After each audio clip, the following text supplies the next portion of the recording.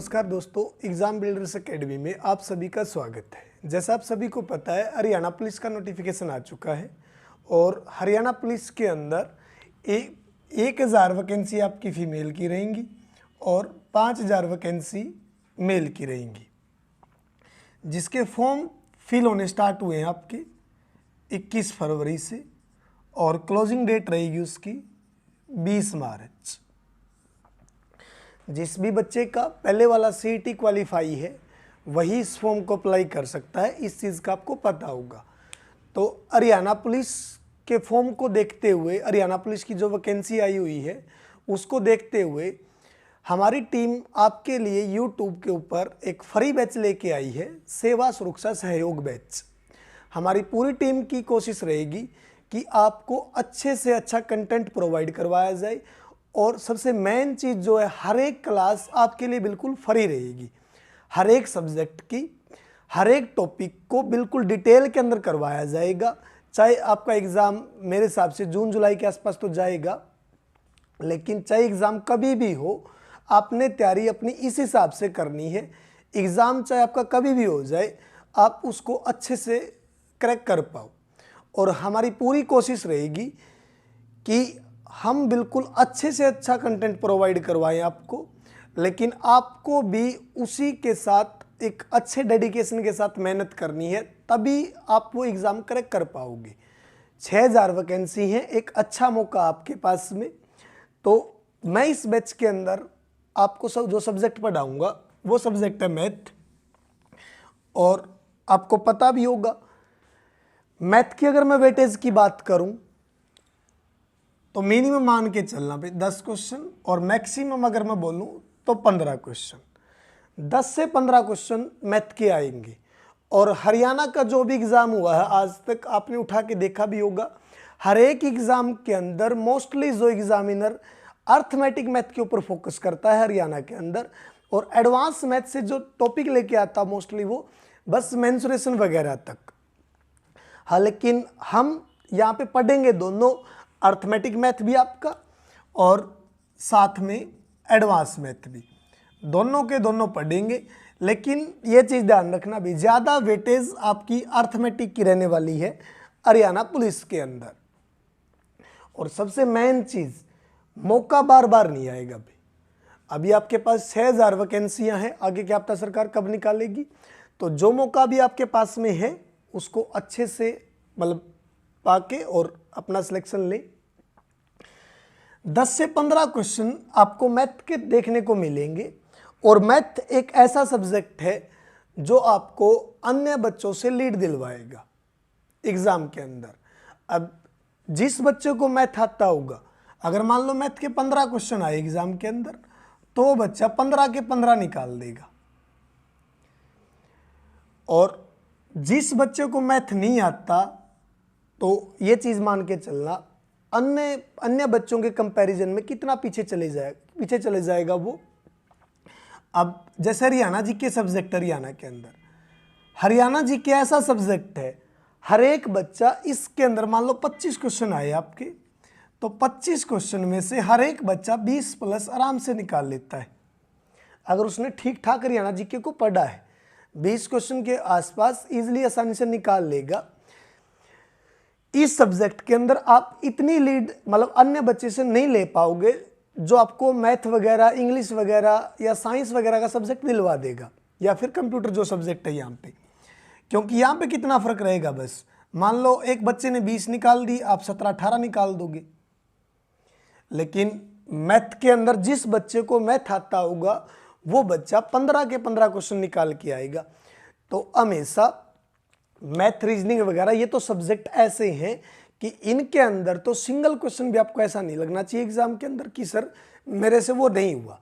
मैं अपनी ओर से पूरी कोशिश करूंगा कि आपको अच्छा से अच्छा कंटेंट प्रोवाइड करवाया जाए मैथ का, हरियाणा पुलिस के लेवल के हिसाब से। और जो सबसे पहला चैप्टर पढ़ेंगे हम इसके अंदर, परसेंटेज से स्टार्ट करेंगे इस बैच के अंदर। हम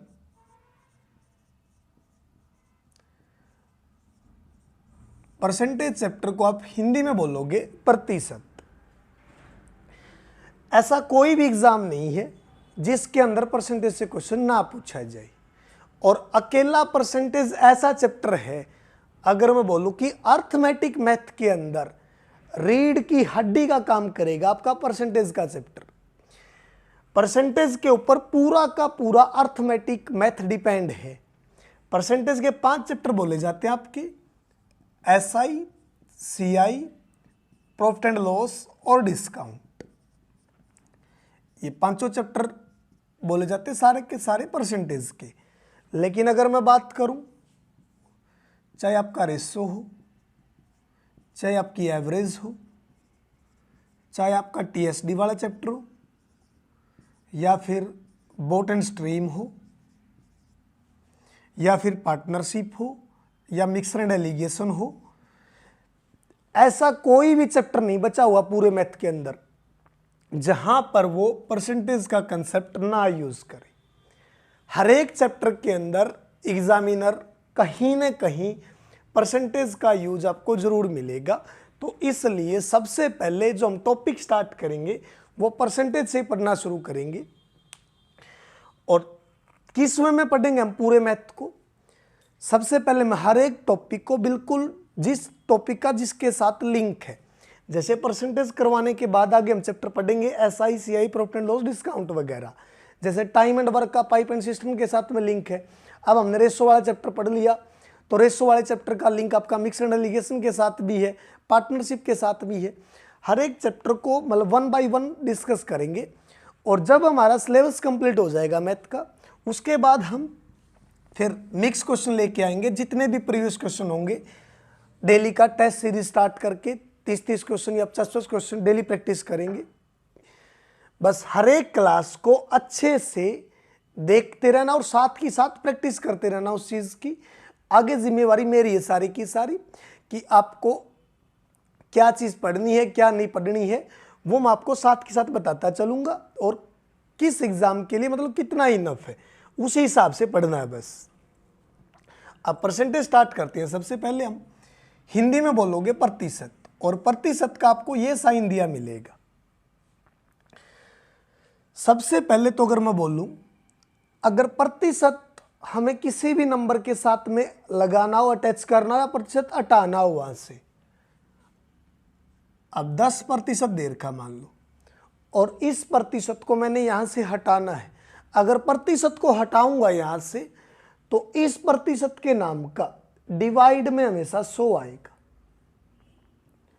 जब भी मैं प्रतिशत को यहां से हटाऊंगा तो प्रतिशत को हटाने के नाम का यहां पे 100 आएगा।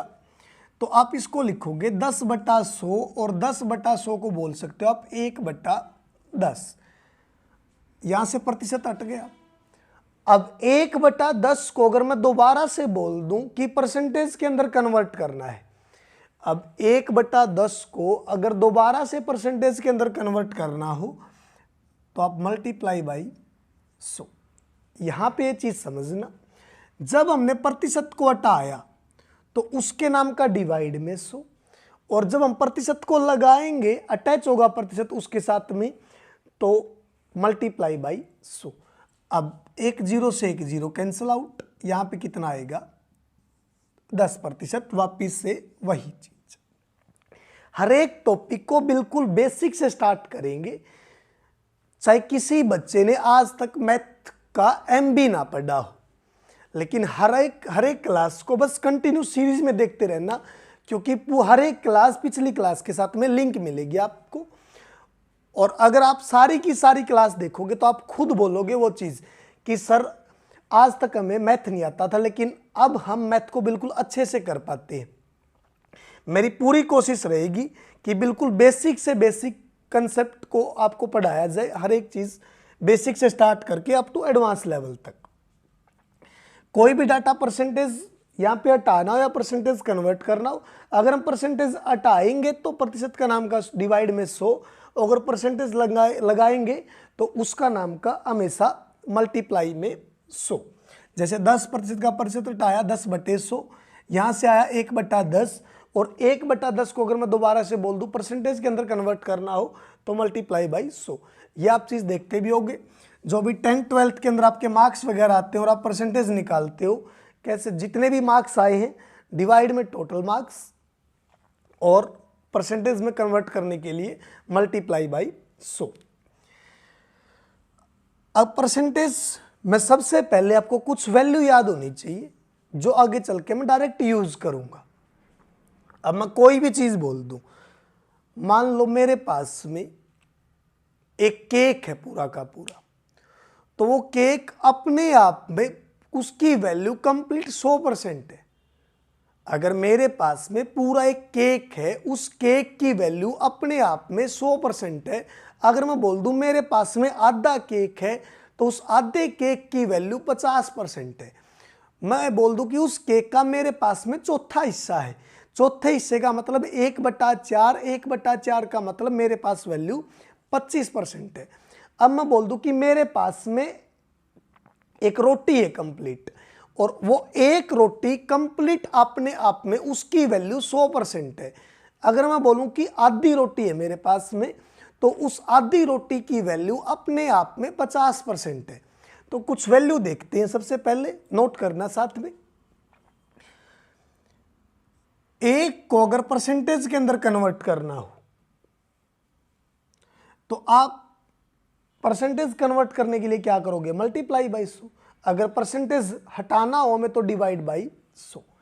अब एक को मैं परसेंटेज में कन्वर्ट करूं तो मल्टीप्लाई बाई 100, यहां से बोलोगे कि सर 100% आएगा। और यही चीज अभी मैंने बोल ली है कि कोई भी वैल्यू अगर मेरे पास एक दे रखी है, चाहे मेरे पास में एक एप्पल है, एक पेज है, एक रोटी है, एक केक है, तो वो एक चीज अपने आप में उसकी वैल्यू कंप्लीट 100% है। अब इसको बोलोगे आप, एक को जब मैं परसेंटेज के अंदर कन्वर्ट करूंगा तो कितनी वैल्यू आएगी, 100%। अब 1/2 को जब आप परसेंटेज में कन्वर्ट करोगे तो मल्टीप्लाई बाई 100।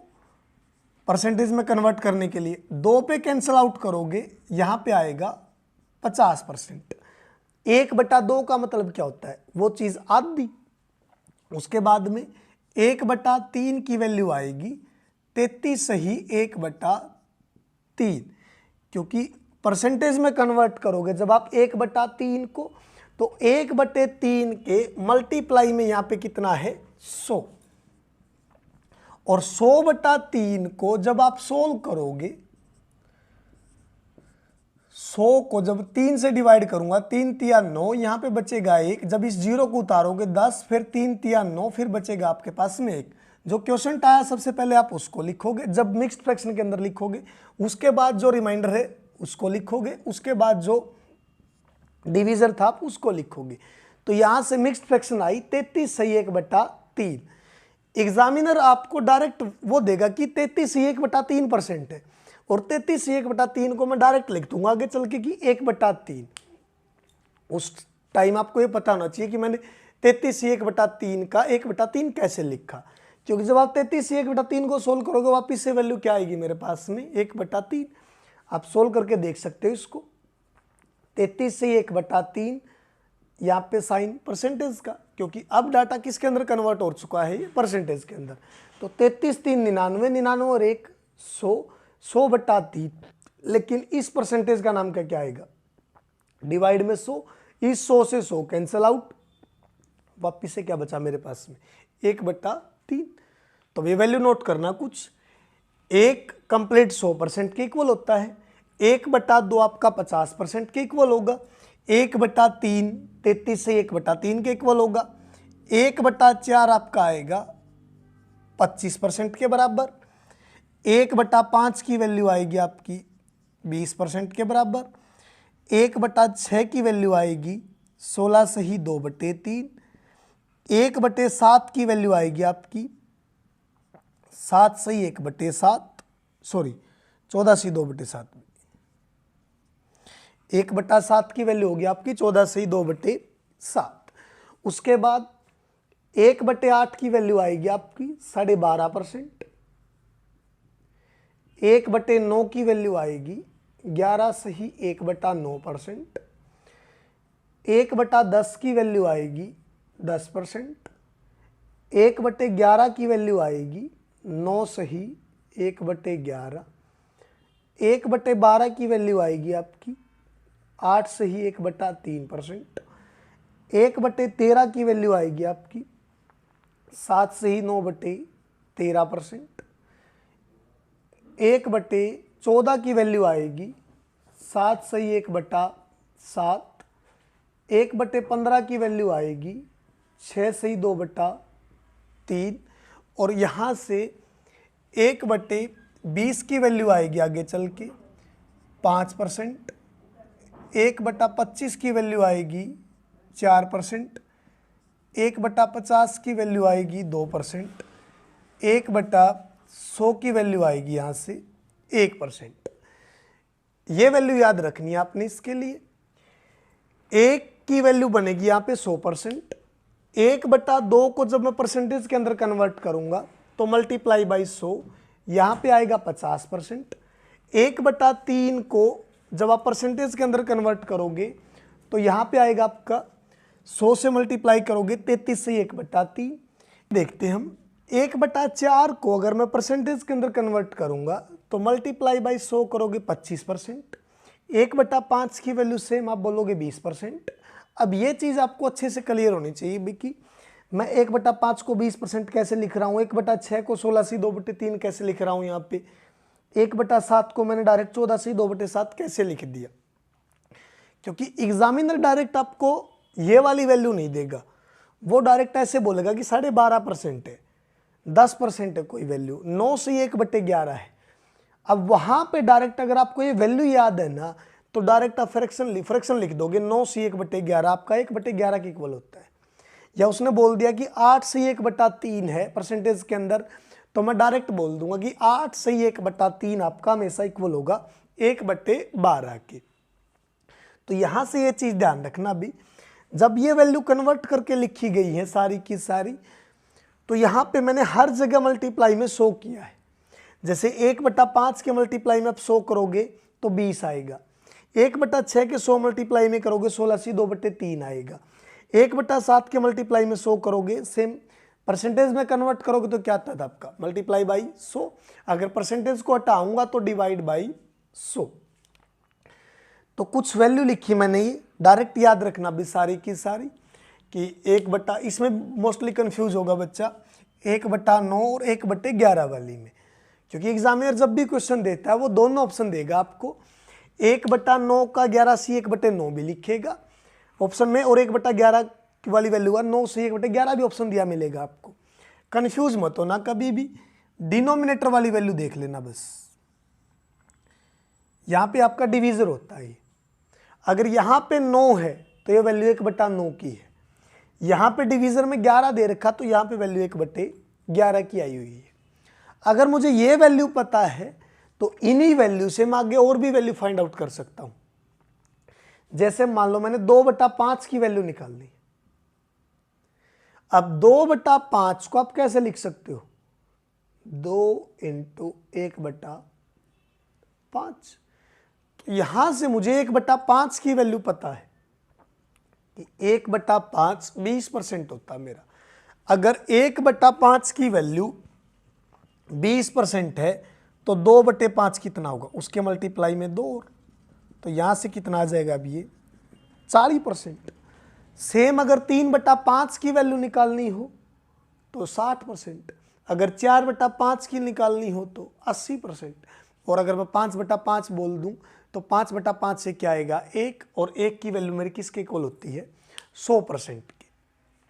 ठीक, जैसे अब 1/6 है वो इसको 2/6 भी बोल देगा, 2/6 आपका 1/3 वापिस इस पर चला जाएगा। अब 1/3 से 2/3 की वैल्यू है, अब एग्जामिनर तो डायरेक्ट ऐसे बोलेगा कि 66 से ही 2/3, और 66 से 2/3 को डायरेक्ट आपने लिखना कि 2/3। ये चीज आप कब कर पाओगे, जब आपको ये वैल्यू याद है सारी की सारी कि कहाँ से उसने कैसे कन्वर्ट करके लिख दिया। और गेम सारा भी उसी चीज का होता है फिर कि आप क्वेश्चन को कितना जल्दी सोल्व कर पाते हो। और हरियाणा के एग्जाम के अंदर तो आप मैथ के लेवलों का क्वेश्चन देखोगे कि बिल्कुल बेसिक से बेसिक क्वेश्चन पूछता है, लेकिन वो बेसिक भी उसी के लिए है जिसको मैथ आता है। अब जिसको मैथ ही नहीं आता तो उसके लिए तो वो भी मुश्किल है, चाहे उसने कितना आसान क्वेश्चन पूछा हो।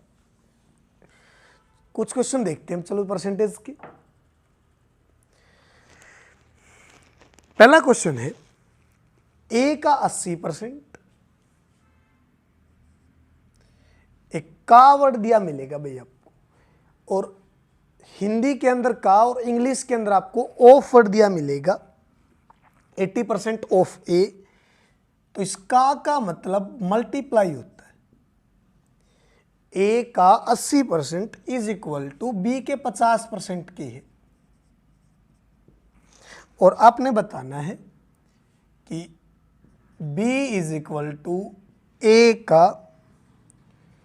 x%, और यहां पे x की वैल्यू क्या रहेगी, a का 80% इज इक्वल टू b का 50%, और जो आपने फाइंड आउट करना है 80% of a is equal to 50% of b के फाइंड आउट करना है b is equal to x% of a के। जो भी आपको ऑफ वर्ड दिया मिलेगा, जो बच्चा हिंदी में स्टेटमेंट पढ़े उसको का वर्ड दिया मिलेगा, तो इसका मतलब मल्टीप्लाई होता है। तो ऑफ की जगह मैंने मल्टीप्लाई लिख दिया। 80% of A is equal to दे रखा है 50% ऑफ बी के, ए का 80% इज इक्वल टू बी के 50% के। परसेंटेज से परसेंटेज कैंसिल आउट, एक जीरो से एक जीरो कैंसिल आउट। इस b को मैं इस साइड लेके आऊंगा तो a बाई बी, और उस साइड मेरा ऑलरेडी 5 है, ये 8 इस साइड मल्टीप्लाई में, उस साइड डिवाइड में।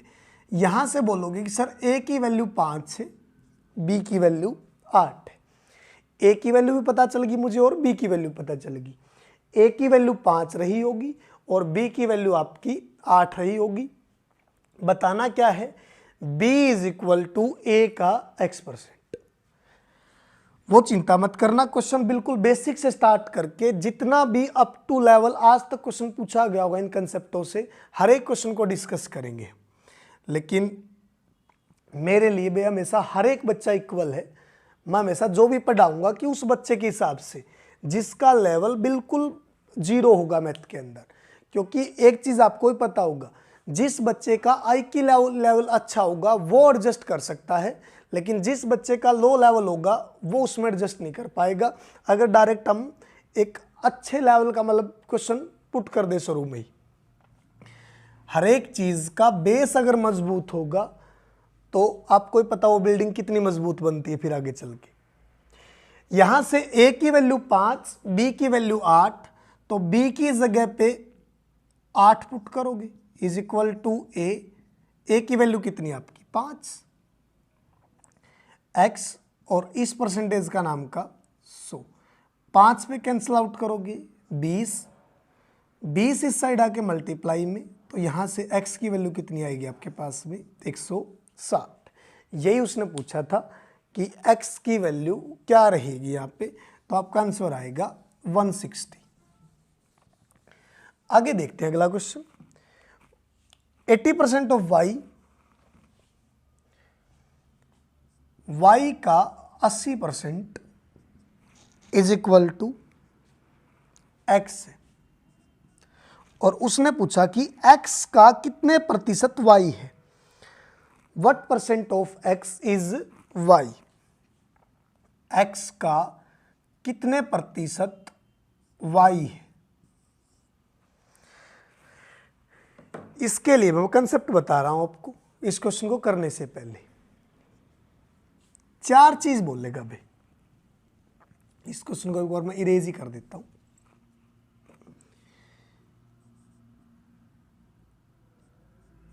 ए बी से कितने प्रतिशत ज्यादा है।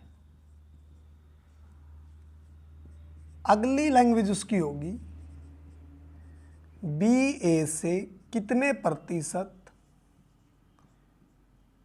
कम है। अगला क्वेश्चन आएगा ए बी का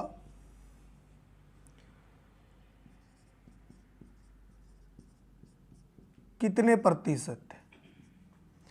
और चौथा क्वेश्चन जो पूछेगा आपसे बी ए का कितने प्रतिशत है। इंग्लिश में यहाँ पे आपको ऑफ वर्ड दिया मिलेगा। कंसेप्ट समझना भी। इन चारों के ऊपर आपको कम से कम भी 30 से 40 क्वेश्चन देखने को मिल जाएंगे अगर आप कोई भी अच्छी बुक उठा के देखोगे तो।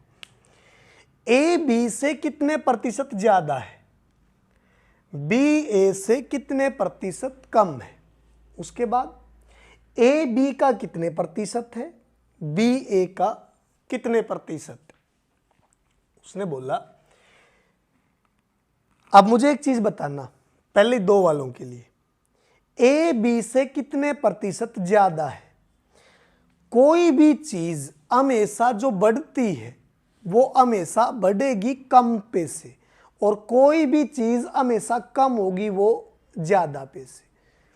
अब आज मैं बोल दूं कि पेट्रोल मान लो 90 रुपए लीटर है और पेट्रोल का प्राइस कल को 100 हो जाए, 90 वाली चीज 100 हो गई, तो जो प्राइस बढ़ा वो 90 पैसे या 100 पैसे। किसी भी चीज का अगर प्राइस बढ़ के आएगा या किसी की भी वैल्यू अगर इंक्रीज होगी तो वो हमेशा किस पे से इंक्रीज होगी, कम पैसे या ज्यादा पैसे। आप यहां से खुद बोल पाओगे अब कि सर वो वैल्यू बढ़ के आएगी हमेशा कम पैसे, क्योंकि पहले उस चीज का प्राइस 90 रुपए लीटर था, अब उस चीज का प्राइस कितना हो गया 100। या इसको मैं ऐसे बोलता कि पेट्रोल का प्राइस 120 रुपए लीटर है और उसका प्राइस सरकार ने 90 रुपए लीटर कर दिया, तो अब की बार ये चीज कम हुई है। यहां पे ये चीज 10 बढ़ी थी, यहां पे ये चीज 30 घटी है। कोई भी चीज अगर बढ़ेगी तो हमेशा कम पैसे, और अगर कोई भी चीज कम होगी तो हमेशा ज्यादा पैसे। जैसे पेट्रोल का प्राइस 90 से 100 हुआ तो बढ़ गया, बढ़ा किस पैसे, 90 पैसे। अगली बार पेट्रोल का प्राइस मान लो 120 था, 120 पैसे उसने 90 कर दिया, तो अब की बार कम हुआ, कितना कम हुआ 30। लेकिन जो चीज बढ़ के गई है कम पैसे, लेकिन जो चीज कम हुई है वो हमेशा ज्यादा पैसे। तो पहले दोनों का आंसर, ए बी से कितने प्रतिशत ज्यादा है। मान लो इसी को बोल दो आप ए और इसको बोल दो बी, दो ही क्वेश्चन पूछेगा वो। अब मान लो आपके पास 500 रुपए है और मेरे पास 200 रुपए है, आपके पास रुपए 500, मेरे पास रुपए 200। अगर आप इसी चीज को बोलोगे तो आप बोलोगे कि सर आपके कंपैरिजन में हमारे पास 300 रुपए ज्यादा है। अब आपके पास 500 रुपए, मान लो मैं इसी एग्जांपल को ले लेता हूं, 500 और 200। आपके पास मैंने बोल दिया कि 500 रुपए हैं और मेरे पास 200 रुपए हैं। आप बोलोगे कि सर आपके कंपैरिजन में हमारे पास 300 रुपए ज्यादा है। लेकिन अगर अब वही बात मैंने बोलनी हो तो, अगर उसी बात को मैं खुद रिपीट करूं तो मैं क्या बोलूंगा कि तुम्हारे कंपैरिजन में मेरे पास में 300 रुपए कम है। अगर उसी बात को मैं बोलूं दोबारा से तो आपके कंपैरिजन में मेरे पास कितने रुपए कम है, 300 रुपए। एक साइड 300 रुपए ज्यादा है, एक साइड 300 रुपए कम है। जब आपने वो चीज बोली तो आपने बोला कि 300 रुपए ज्यादा है सर आपके कंपैरिजन में।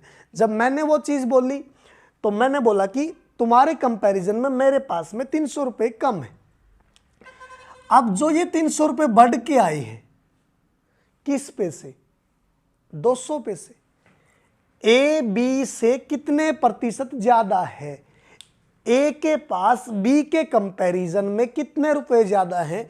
आप बोलोगे कि 300 रुपए ज्यादा है, और 300 रुपए किस पे से ज्यादा है, वो 200 पैसे या 500 पैसे। बस अगर ये चीज क्लियर होगी ना तो इन क्वेश्चनों के अंदर कभी भी मार नहीं खाओगे। चाहे किसी भी एग्जाम के अंदर बैठ जाना, जब भी क्वेश्चन आएगा इस कंसेप्ट से कि ए की वैल्यू बी के कंपैरिजन में 300 ज्यादा है, हमेशा ये चीज ध्यान रखना, कोई भी वैल्यू अगर बढ़ के आएगी तो हमेशा कम पैसे, और कोई भी वैल्यू अगर कम होगी हमेशा ज्यादा पैसे। तो 300 रुपए बढ़े किस पे से, 200 पैसे, और परसेंटेज में कन्वर्ट करूं तो मल्टीप्लाई बाई 100। 2 जीरो से 2 जीरो कैंसिल आउट, 2 पे कैंसिल आउट करोगे 50, 50 या 150, मतलब ए के पास बी के कंपैरिजन में कितने रुपए ज़्यादा है? 150%।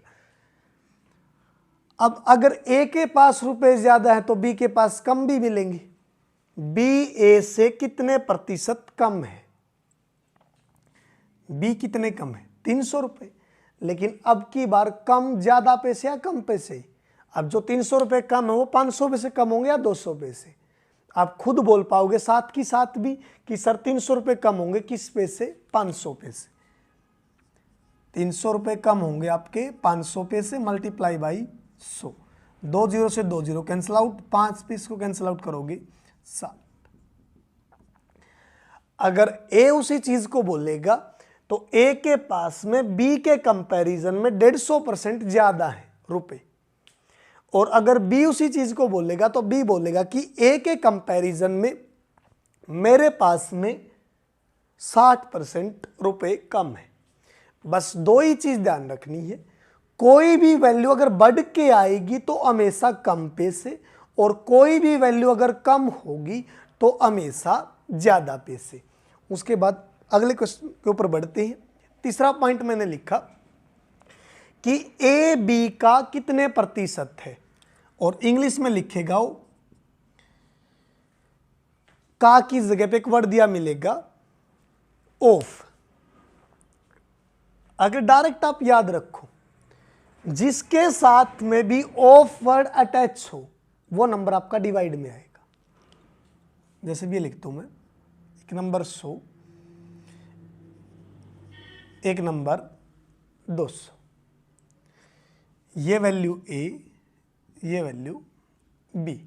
अब पहली लाइन में लिखा उसने ए बी का कितने प्रतिशत है। अगर आप स्टेटमेंट को अच्छे से पढ़ोगे ना तो क्लियर भी हो रही है वो चीज।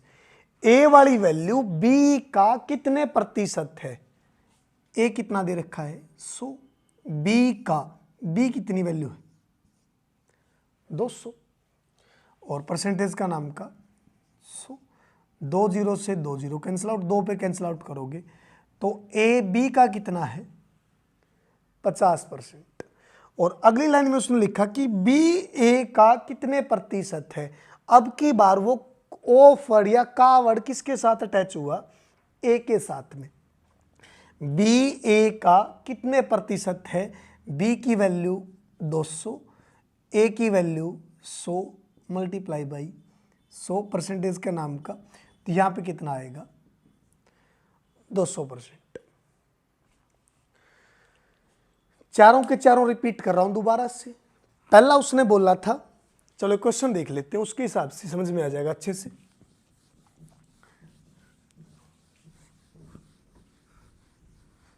इन चारों कंसेप्टों के ऊपर भी आपको कम से कम भी 30 से 40 क्वेश्चन देखने को मिलेंगे।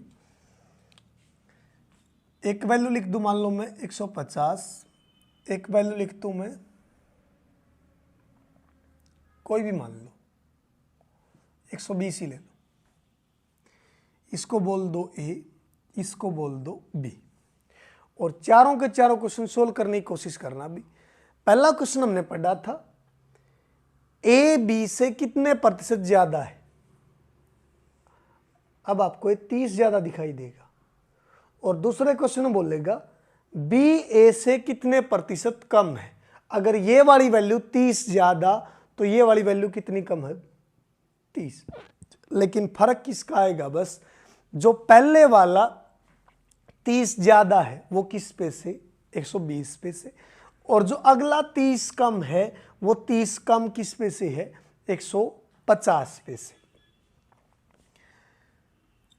तो पहला क्वेश्चन था हमारा ए बी से कितने प्रतिशत ज्यादा है, तो कितना ज्यादा? वो 30, और किस पे से? 120 पे से, परसेंटेज का नाम का 100। या डायरेक्ट अब बोलोगे आप 30/120 कि सर 1/4 आएगा। अब अगर जो हमने शुरू में वैल्यू पढ़ी थी, अगर आपको वो वैल्यू अच्छे से याद है तो डायरेक्ट बोल दोगे आप कि सर 1/4 25% के इक्वल होता है। 1/4 की वैल्यू हमारी किसके इक्वल जाती है? 25% के, और जब 1/4 के मल्टीप्लाई में 100 करो कितना आएगा? 4 पे कैंसिल आउट करोगे, वही कितना आएगा आपके पास में 25%। उसके बाद जो हमारा अगला क्वेश्चन था, ए बी से ज्यादा है, तो अगले क्वेश्चन क्या पुट करेगा वो, बी ए के कंपैरिजन में कितना कम है। अब बी की वैल्यू ए के कंपैरिजन में कितनी कम है, 30। लेकिन अब की बार 30 कम किस पे से, वो 150 पे से। मैंने दो ही चीज बोली थी, कोई भी चीज कोई भी वैल्यू अगर बढ़ के आएगी तो हमेशा कम पे से। वो चीज आप अपनी प्रैक्टिकल लाइफ से भी रिलेट कर सकते हो। जो भी आप चीज देखते होगे प्रैक्टिकल लाइफ के अंदर, किसी का प्राइस इंक्रीज होता है तो किस पे से इंक्रीज होगा, पहले कम रही होगी वो चीज। और किसी भी चीज का, किसी भी आर्टिकल का प्राइस डिक्रीज होगा तो डिक्रीज किस पे से होता है, पहले उसका प्राइस ज्यादा रहा होगा, बाद में क्या हो जाएगा, कम। अब की बार ये वैल्यू 30 कम हुई, लेकिन 30 कम किस पे से हुई है, 150 पे से। 30/150 कितना आएगा, 1/5। और अगर आपको वैल्यू याद है तो 1/5 किसके इक्वल आएगा आपका, 20%। और भाई जब तक वैल्यू नहीं याद है तो परसेंटेज कन्वर्ट करने के लिए मल्टीप्लाई क्या कर दोगे, 100, 5 पे कैंसिल आउट करोगे, कितना आएगा आपका, 20%। उसके बाद तीसरा और चौथा क्वेश्चन जो हमने देखा था, तीसरे क्वेश्चन के अंदर हमने पढ़ा था कि ए बी का कितने प्रतिशत है। तीसरा क्वेश्चन जो हमारा था, ए बी का कितने प्रतिशत है। बस ये देखना कि का वर्ड या इंग्लिश में जो भी ऑफ वर्ड मिलेगा वो किसके साथ में अटैच है। जिसके साथ में भी ये ऑफ वर्ड अटैच होगा वही नंबर आपका डिवाइड में आएगा। तो ए की वैल्यू 150, तीसरे क्वेश्चन का आंसर। उसके बाद बी डिवाइड में आएगा, बी की वैल्यू कितनी है, 120। और कैंसल आउट करोगे, 3 पे 5, 3 पे 4। अब 5/4 को आप ऐसे भी लिख सकते हो, 5 × 1/4। 1/4 की वैल्यू कितनी होती है, 25%। तो 5 × 25 कितना आएगा, 125। और डायरेक्ट अगर यहाँ से परसेंटेज कन्वर्ट करोगे तो मल्टीप्लाई बाई 100, 4 पे इसको कैंसिल आउट करोगे, 25। 25 और 5 की मल्टीप्लाई 125। उसके बाद जो चौथा क्वेश्चन है, अब चौथे क्वेश्चन के अंदर क्या बोलेगा वो, बी ए का कितने प्रतिशत है। अब की बार जो एक का वर्ड है किसके साथ में टच किया उसने, ए के साथ में। तो ए की वैल्यू अब की बार ऊपर क्या आएगा, बी की वैल्यू 120 डिवाइड में आएगा आपका ए की वैल्यू कितनी दे रखी है, 150। 120/150 और परसेंटेज का नाम का 100। 1 0 से 1 0 कैंसिल आउट, 3 पे 4, 3 पे 5, 5 पे 20, 20 और 4 80%। अगर आपने ये चारों कंसेप्ट सीख लिए भाई तो कम से कम ये मान के चल रहा कि 40 से 50 क्वेश्चन आप इजीली सोल्व कर पाओगे जो शुरुआत में दिए मिलेंगे आपको। और प्रीवियस पेपर जो भी हरियाणा का उठा के देखोगे आपको बहुत से एग्जामों के अंदर इन कंसेप्टों से क्वेश्चन रिपीट भी मिलेगा। एग्जामिनर क्वेश्चन कैसे पूछता है, एग्जामिनर हमेशा बोलेगा ए बी के कंपैरिजन में 10% ज्यादा है। ए की वैल्यू बी के कंपैरिजन में 10% ज्यादा है तो बी की वैल्यू ए से कितनी कम रही होगी। और एक चीज ध्यान रख के रखना, एग्जामिनर 10% ऑप्शन में पक्का देगा। और बहुत से बच्चों का दिमाग चलेगा उस साइड में कि सर ये वैल्यू 10% ज्यादा तो ये भी कितना कम होगी, 10%।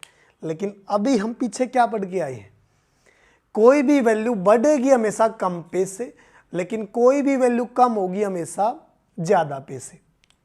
अब 10% को क्या लिखोगे आप, 1/10।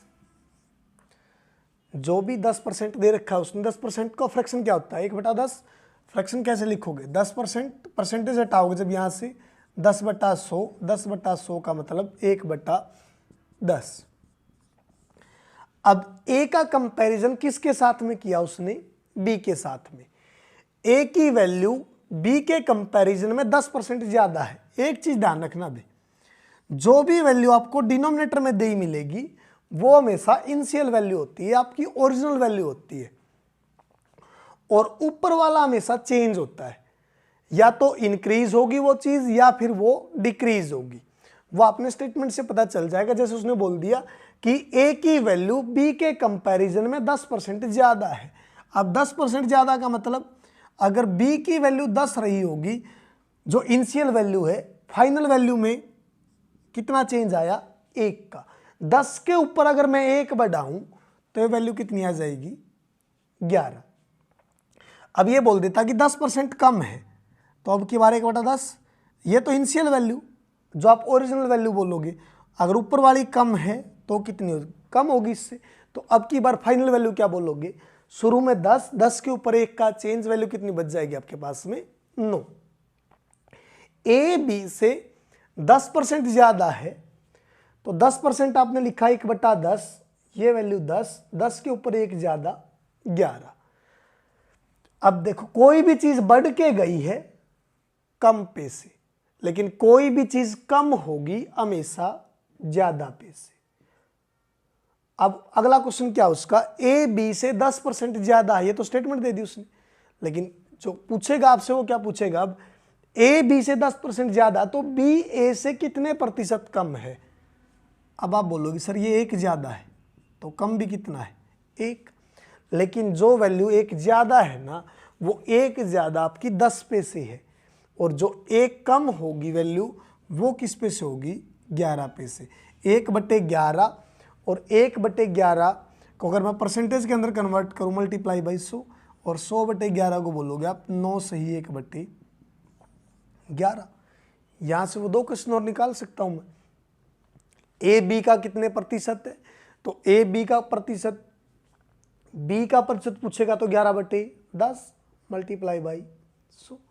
अगर चौथे क्वेश्चन में पूछेगा बी ए का कितने प्रतिशत है, तो अब की बार 10/11 मल्टीप्लाई बाई 100। एग्जामिनर हमेशा जब भी क्वेश्चन पूछेगा भाई इस कंसेप्ट से, वो हमेशा परसेंटेज के अंदर देगा आपको वैल्यू, कि ए की वैल्यू इससे 10% कम है, उसकी वैल्यू 10% ज़्यादा है। 1-2 क्वेश्चन और देख लेते हैं इसी के ऊपर, ट्राई करने के साथ में। ए बी से 12.5% ज़्यादा है। अब यहाँ पे काम आएंगी वो वैल्यू। बहुत से बच्चों ने पिछले क्वेश्चन के अंदर ये भी सोचा होगा कि सर आपने 100 मान के क्यों नहीं करवाया। अब जब 100 मान के करोगे ना, अब देखो इसके अंदर आप यहाँ पे 100 लिखोगे, यहाँ पे 112.5 लिखोगे, वो क्वेश्चन कितना लेंथी चला जाएगा आपको। अगर आपको सारी की सारी वैल्यू याद है तो 12.5% को आप डायरेक्ट बोल दोगे कि सर 1/8 होता है। जो 12.5% वैल्यू आती है वो किसकी आती है, 1/8 की। और जो 8 आपकी इनिशियल वैल्यू, ऊपर वाला चेंज, अगर b की वैल्यू 8 रही होगी, यहाँ पे b की वैल्यू 8 रही होगी, 8 के ऊपर 1 ज़्यादा, तो ये वैल्यू कितनी है यहाँ पे, 9। a की वैल्यू b पे से बड़ी है, कितनी बड़ी, 1।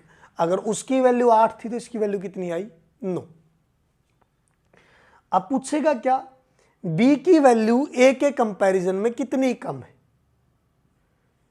1 कम है। ये 1 ज़्यादा थी, लेकिन जो 1 ज़्यादा वो 8 पे से, जो 1 कम हो किस पे से, 9 पे से। तो 1/9 मल्टीप्लाई बाई 100, या आप डायरेक्ट लिख सकते हो 1/9 की वैल्यू क्या आती है, 11 से 1/9। जितना जल्दी हो उसके भी सारी की सारी वैल्यू याद करने की कोशिश करना। ये थी हमारी फर्स्ट क्लास परसेंटेज की। आज सिर्फ हमने इसका बेसिक देखा है। जब भी हमारी नेक्स्ट क्लास होगी अगले दिन, तब तक जितनी भी वैल्यू मैंने आज लिखवाई है, सारी की सारी वैल्यू रटना मत भी किसी भी चीज़ को। मैथ के अंदर रट्टाफिकेशन, जो भी रट्टा मारने की कोशिश करेगा मैथ कभी भी नहीं आएगा। मैथ सब्जेक्ट है सारा का सारा प्रैक्टिस का। जितनी ज़्यादा प्रैक्टिस करोगे उतने ज़्यादा क्वेश्चन को आप अच्छे से सोल्व कर पाओगे। जितनी भी वैल्यू मैंने आज लिखी है, हर एक वैल्यू को कन्वर्ट करने की कोशिश करना, अच्छे से खुद बनाने की कोशिश करना कि वो वैल्यू बनी कैसे है। तो जब 4 बार 5 बार वो चीज़ अपने हाथ से कर लोगे, अपने आप वो वैल्यू अच्छे से याद हो जाएंगी। और ये नहीं कि पहले दिन मुझे भी ऐसे ही याद थी। वो जब बार बार प्रैक्टिस होती है किसी चीज़ की, एक वाक्य आपने पढ़ा भी होगा, प्रैक्टिस मेक बी परफेक्ट। जितना ज़्यादा प्रैक्टिस करोगे उतनी ज़्यादा वो चीज़ आपको अच्छे से आएगी। तो भी अगर वीडियो पसंद आए तो ज़्यादा से ज़्यादा शेयर करना, और कमेंट सेक्शन के अंदर अगर कोई भी पॉइंट आपको ऐसा लगा हो जो समझ में ना आया हो तो आप कमेंट सेक्शन के अंदर कमेंट कर सकते हैं। Thank you so much.